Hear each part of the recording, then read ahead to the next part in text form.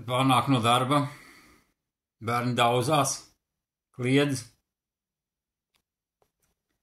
milzīgs troksnis, it kā bardaks, nemieris. Bet uzminiet, kurš kliedza skaļāk.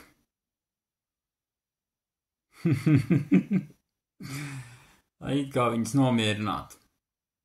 Tai laikā rādot piemēru, būdams skaļāks.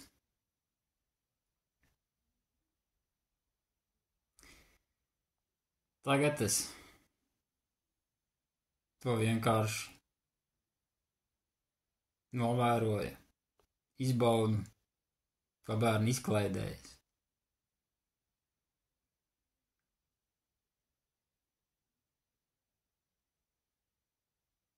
Tas man tikai priecē, ka bērni daudzās, smējās, kliedz.